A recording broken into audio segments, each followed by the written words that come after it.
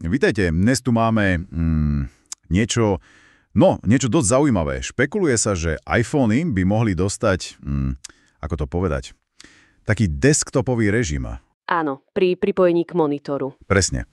Máme tu článok od Wesa Davisa, je to celkovo čerstvé, z konca apríla 2025 a tento tak nejak zhrňa. Takže našim cieľom dnes je pozrieť sa na to bližšie, čo sú to za fámy, aké sú detaily a hlavne, je to vôbec reálne. Stane sa to? Presne tak. Ideme sa vlastne pozrieť na zdroje týchto informácií. A čo nám to hovorí o tom, kam by sa iPhony mohli, teda teoreticky, posunúť? Dobre, poďme na to. Prvá stopa. Tá je od líkera, volá sa Maijin Bu. Áno, toho poznáme.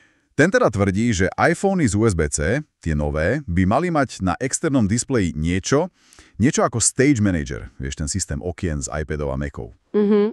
Ale pozor, hovorí, že by to nebolo úplne plnohodnotný desktop, skôr len možnosť rozšíriť si obrazovku.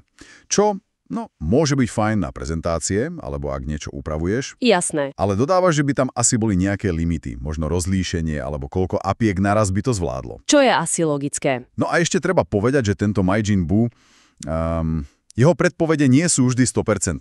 Má takú zmiešanú históriu úspešnosti. To je pravda.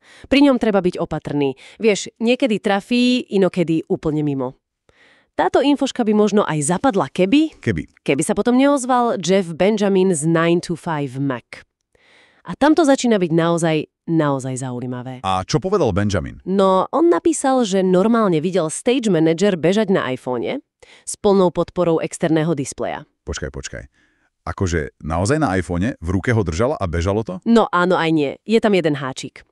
Veľmi dôležitý detail. Aký? Videl to a testoval to pomocou iOS Xcode simulátora. Aha, takže v simulátore.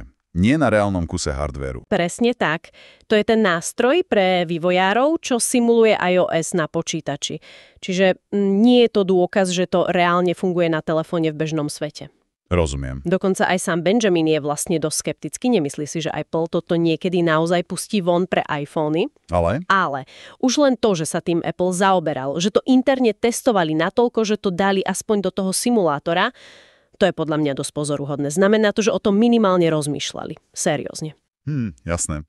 Takže technicky to zrejme ide, aspoň v simulácii. A ako by to bolo iné oproti tomu, čo máme teraz? Veď aj dnes sa dá iPhone pripojiť k monitoru, nie? Máš pravdu, dá sa. Cez kábel alebo aj bezdrotovo cez AirPlay. Ale väčšinou je to len také obyčajné zrkadlenie. Čo máš na iPhone, to vidíš na veľkej obrazovke, bodka. Áno, to poznám. Alebo to funguje len pre konkrétne appky. Pustíš si YouTube na telke či z AirPlay, ale rozhranie telefónu ostáva rovnaké. Jasné. Toto, o čom sa teraz bavíme, by bolo niečo, oveľa viac.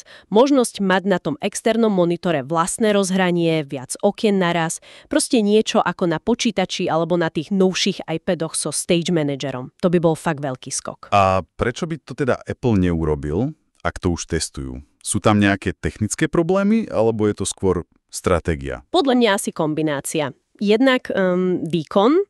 Stage Manager je náročný aj na iPadoch. Na iPhone, ktorý má menšie telo, potenciálne menej miesta na chladenie, to by mohla byť výzva. Hlavne, ak by si chcel viac epiek na veľkom monitore naraz. Presne. To by mohlo vysleťovať tie obmedzenia, o ktorých hovoril Maijin Bu. A potom je tu tá stratégia. Apple si veľmi stráži, čo ktoré zariadenie dokáže. Aby si ľudia kupovali aj iPady, aj Macy. Presne tak. Príliš schopný iPhone by mohol, ako sa hovorí, kanibalizovať predaje iPadov, možno aj tých základných MacBookov. Kto vie?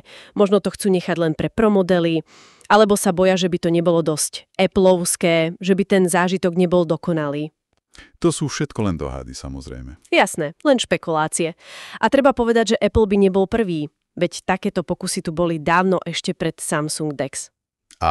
Ale Apple má inú silu. Presne. Keby to spravil Apple s tým obrovským počtom iPhoneov vo svete, to by malo úplne iný dopad. Dobre, skúsme to teda zhrnúť. Máme tu nepotvrdenú správu od líkera, ktorý, nie je úplne spoľahlivý. Áno. Ale potom máme aj konkrétnejší dôkaz, že Apple interne testoval niečo pokročilejšie pre externé displeje v tom Xcode simulátore. Niečo, čo pripomína Stage Manager. Presne tak. Vieme teda, že o tom minimálne uvažovali, technicky to skúmali, ale či sa to niekedy dostane k nám, k používateľom, to je podľa zdrojov stále dosť otázne. Ale ukazuje to, že tie súčasné možnosti pripojenia iPhoneu k monitoru, ktoré sú, povedzme si úprimne, dosť obmedzené, že to možno nie je konečný stav. Možno sa niečo chystá. Zaujímavé. A na záver, taká myšlienka.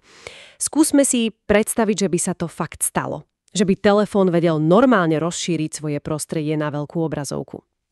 Aké úplne nové veci by to ľuďom umožnilo, okrem tých jasných, ako prezentácie alebo pozeranie videí pohodlnejšie.